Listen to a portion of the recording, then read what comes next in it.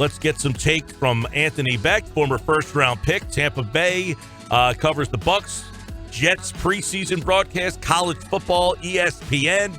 His mock draft is up right now on Twitter at Anthony Becht, and you can hear him right now on the Boardwalk Honda hotline as he joins me here on 97.3 ESPN. Tone, what's going on, man? You know, I got a lot of positive feedback about my choice for the Eagles, but nobody seems to think that guy will be available at that spot. You know, it's funny. I've seen multiple mock drafts now that have Henry Ruggs in that spot, which is who you have there. And you're right. It seems like, what's going on? What's the catch? Why do people keep thinking he's going to get to number 21? What was your mindset there? Well, you know, I think one thing, too, you know, Henry Ruggs is an outstanding receiver. I'm not taking anything away from his game. I will say that there is a difference between him and Jerry Jeudy, and the fact that they're on the same team. I mean, listen, you can't cover both guys. There's going to be reasons why other guys make more plays, and the reason why Ruggs has really had a fantastic season. The thing that is a little bit of a separation is the way that Ruggs kind of his polished game with the receiver game. His speed is tremendous, and he runs good routes. But I just think that, you know, there may be some other attributes by another receiver that may be something that may be more attractive. You know, I have Denzel Mims ranked ahead of him in my top 5, and I have him going at the Broncos at 15. But, you know, like I said, that could switch. I mean, Mims would be an outstanding target for the Eagles if that was the flip-flop. And, you know, Justin Jefferson as well is a good player. And then also a guy like Chenault is a very good player. I think that isn't getting talked about as much as he should because, you know, he had some injuries last year and a little bit of down numbers, but the dude was probably one of the best receivers in the country the year before. Now, you have CeeDee Lamb as the first receiver off your board. Is that right, at 13? No, Jerry Jeudy, 12, right? Yeah, Jerry Jeudy at 12. I mean, where the Raiders are picking, that's where I start to see, you know, the first receiver going. The Jets obviously are in the direction that they want one of those top tackles. If they don't get one, then they clearly take one of those receivers with that pick there. I think either way, they wouldn't have to move out of that spot. They may want to move up, but, you know, to get one of those top 4 tackles that are available. But, you know, there's definitely still some quality offensive tackles that are in the draft that they can get later in the first round as well. I just don't know if any of them are worth that pick. So that's about where I see the receivers starting. Anthony Becht at Anthony_Becht for his full mock draft. I want to keep looking at this receiver spot because, as you mentioned, and you have the Eagles like in Ruggs in that spot. And, you know, if the 4 guys aren't there, all right, if the 4 receivers that everybody think, now you have Mims going 15, that's about as high as I've seen him go. But if there's not a receiver at 21, what about a linebacker? Are you an advocate of taking a linebacker for Howie Roseman at number 21? Because that's a position that we know the Eagles just don't value. But, man, they got Zeke Elliott and Saquon Barkley inside that division. Yeah, there's no doubt. You know, yeah, I could definitely see a linebacker position. You know, my 2 top inside guys for this year's draft are Jordan Brooks out of Texas Tech and then Kenneth Murray out of Oklahoma. Now, some say Kenneth Murray is a lock first round. I necessarily don't see that, but more than likely he could. Now, my mock draft is done with no trade, so I'm basically going off how it falls and how guys go, and in particular more need-based than actually best player available. But both of those guys, to me, if you were to pick them, would be instant successes on the inside of your defense. The one guy that I saw live in person twice last year is Jordan Brooks, and I mean he just sticks off the film, man. He's around the football. He knows how to get through the gaps and the holes and the timing and the reads. He's a very, very good tackler. One of the least missed tackled players in college football last year. So that's who I know a lot about, and that's who I like. But either of those guys, Patrick Queen's another player in that world as well. I think he may go earlier. It just depends. But those 3 guys to me can make a difference for you inside. But I just think right now, for the Eagles, you'd love to, help your quarterback out a little bit, especially after the receivers and the deals that happened last year for the Philadelphia Eagles in their season. Now, obviously, the top of the draft, there's a whole heck of a lot happening from like 3, 4, and 5. And you mentioned no trades in yours. But what do you see happening after 1 and 2? Most people think Burrow, Chase Young, you have that as well. But the 3 and the 4 picks sound like they're open for business, and you got a team at 5 that essentially started that season last year tanking for Tua. Now they're in the 5 spot, and a lot of people, including yourself, have Tua going 5. But is that where things can start to get wonky when 3 comes on the board? Yeah, I think Detroit, I think a lot of people have them taking a corner. I see it differently. I think a lot of people don't have the Giants taking a lineman either. So those are things that I think 2 players, or at least 2 positions, 2 teams that are of interest early on. Chase Young, to me, when you think about 1 and 2 in the draft, normally you feel real good about, you know what, no brainer. This is the second guy in the draft. Chase Young doesn't quite give me that. Now, is he worthy of the spot? He is. I mean, as a pure pass rusher, he's the best that's coming out. But, I think one thing, there are a few questions as far as just him playing all around, complete, down the down kind of a guy. He's not a guy that's going to be a great run stopper. He'll be able to chase your running back down. He'll be able to do some things there. But as an offense, you're going to really scheme to run at the guy because he's not that kind of a player. Is he good enough where I see him? I just think of Ron Rivera and who he's had in the past. There's this guy like a Julius Peppers, a guy that, maybe isn't around as much as you think, but he'll make 2 plays every game that you're just like, they're game changers. Is he that kind of guy? If you go back and watch the film, I don't necessarily think that he did that enough against the highest opponent over the last, 2 seasons. So those are things in general that I look at. I think Joey Bosa and Nick Bosa are more complete at the position. But when you're talking about the top guys, you don't want to have any question marks. I just think that maybe, with the trades and potential movement you're hearing with the Redskins, it may happen. But I don't know if they're, completely in love with taking him, or at least everybody in the building is. Anthony Becht with us, former first-round pick tight end. Of course, now you can see him on ESPN doing college football. He covers the Jets preseason, also the Tampa Bay Buccaneers. We'll get into the Bucs moves in just a minute. If you're Howie Roseman, you got Henry Ruggs there. Would you advocate trading up or just staying there and getting a player like Ruggs? Or do you think, nope, if you can get a move to go get CeeDee Lamb or Jerry Jeudy, you do that? I mean, if an opportunity presents itself to get an elite guy like that, I still think you can get a very, very good player at that position that they're in. I think that's all dictated on what's going on in the draft. If you feel pressure that some guys are getting off the board, and you feel or you have a need at something that has to get filled by these certain guys before you get into the world of best available, then you make a move. But I think a lot of that's dictated, and that's why they pay GMs big money, is to recognize the situations as it's flowing in that moment and make those plays. So I think everything's on the table for every team, in particular the Eagles. But I think if that spot comes up and they have to get a guy, I believe that there'll be players there that they'll embrace and they'll particularly like, and they'll take it at that position. All right, let's go back to Anthony Becht getting drafted. You were a first-round pick. Now, I would imagine, I don't want to put words in your mouth, but you probably didn't start the draft process as a first-round projection. Is that accurate? Yeah, you're right. When the season ended, I was rated highly as far as tight ends. Bubba Franks was the other tight end at that time. They had a lot of people early on had him 1, and then had me 2. But as far as predicting where I was drafted after the season, a lot of people thought late second, maybe early third, and I just took advantage of the process.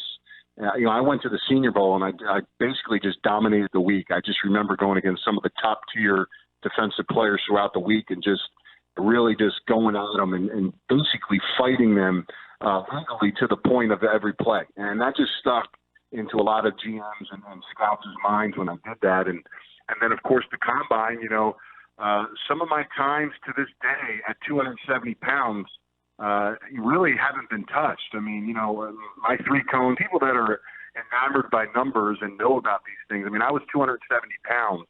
I haven't seen a tight end weigh 270 pounds in a long time at the Combine. And, when you got a 40 time, which the Jets GM clocked me at a 4.69 when I ran at school. And then at the Combine 3-cone, you had a 6.94, and then the shuttle, a 4.08. Those are receiver numbers, and at 270 pounds, deny those things. So that process helped me. And of course, my pro day, which was ran by, at that time, Philadelphia Eagle tight end coach Pat Shermer, who after that workout had told me where the Eagles were drafting at 6. He said, "Listen, man, if I had a decision to make, I would have no problem picking you at 6 to help us out at tight end." So, Wow. That's kind of the rise that I had over that off season into the draft, and then of course, when I made my team visits, the Jets were pretty adamant and upfront with me, telling me that I was going to be one of those picks. So that was the team of most interest, and of course, Green Bay 14, who took Bubba Franks. They liked me quite a bit as well, but ended up going with Bubba. All right. So with that kind of background, talking about, second, third round might have been where you went. How do you think this is affecting, the draft process with everything that's going on right now? I got to imagine, and I'd also like to kind of get, your impact of getting the chance to sit in front of some of these guys and getting a chance to talk to them in person, helping your draft out where these guys aren't getting that opportunity. Yeah, phone and virtually right now is the only way you can do that. But you do want to get to know these guys in a private setting, and then honestly, you have to do it the best you can in that setting. I think right now that the biggest challenge is medical, because you want to make sure guys are good to go, especially if you have a couple diamond in the roughs that you want to take, or maybe guys are coming off injuries. You want to make sure they're healthy and everything's in line before you make a pick or a decision that's going to be huge for the organization. I will say this: the good GMs that come out of this draft, you'll know who they are because they will shine. And what I mean is, they're going to go heavily off the film. Look, these guys are football players, and at the end of the day, there are a lot of distractions in the minds of scouts and general managers because of times and interviews and hearing what other people have to say. You're really relying on the tape, and I think the tape never lies. So if you're looking for a player that fits, and you know the game of football and you know what you're looking for, you're going to find yourself in a good position to have a good draft. It does hurt the players that obviously didn't get to go to Combine, didn't get to go to All-Star games, and, of course, wanted to have a pro day or have something in that nature to help themselves. And, again, teams may be a little more advantageous to pick the safer guy than the guy maybe if they had that enough information and homework on that they truly feel good about, they could have taken them. And, of course, with this process, not every GM and scout has been able to do that. So the GMs that trust their scouts, who have done the legwork throughout the season and done those things, you got some GMs that are macro managers and micromanagers. And the guys that don't quite believe in their people may have some problems. The guys that make it a collaborative deal and have good staff around them and trust each other and talk things out, they'll have successful drafts. And to me, this is a good indicator of how you would rate general managers from this draft moving forward on the success of their players they take in this year's draft. All right, we're talking with Anthony Becht here. I want to get your take then finally on the trade yesterday. Gronk is now in Tampa, which is a team you've played for, a team you've covered. He plays a position that you've played as well. We talked about a month ago that Brady was there, and I remember you saying adding Brady makes them a Super Bowl contender. What does adding Gronk do to this? Did you like the deal? I mean, they essentially didn't give up all that much to get Rob Gronkowski. Was it a smart move? Yeah, absolutely. I mean, it's an unbelievable move. It's unprecedented. The Brady move's an unprecedented move. These are the two guys that are basically the best of their position in the history of the game. You're right. I'm not the most famous tight end anymore living in Tampa, so I have to take second fiddle to Gronk right now. But you know what? If there's anybody I'd do it with, it would be him. Listen, Gronk's, as long as he is in good football shape, it's going to be a tremendous move. I mean, this guy left at the pinnacle of his game. He's still got years left. He got a whole year to recover, which is good for his body, but it's not, you really do have to get in the mode of football training, explosive activity. Not just for Gronk, honestly. I worry about this for all players that aren't training with their teams. Achilles injuries, these non-contact injuries are because of the lack of explosive training that these players do, and they have to do that. And for a guy like Gronk, who hasn't done it in over a year, he's been working out, staying in shape, but he's brought down a lot of his weight. He hasn't put the rigors of explosive training. I know he's not doing plyometrics and box training during this year off. That wasn't in his world. He got away from that. So you have to reacclimate your body to those things, and that's going to be a big thing moving forward for a lot of these players when they decide to open America up in general. But, look, he He's legit. I mean, he is a game changer. Teams are they were worried about Brady. Well, they're definitely worried about Gronk because he changes the game. And think about throwing to him a 6'4" Mike Evans, a Chris Godwin who's athletic. The range of error, or the error that you could be on as a quarterback without throwing it to defender is huge because these guys have superior range of getting the football. So it's going to be interesting to see. And to me, you're right.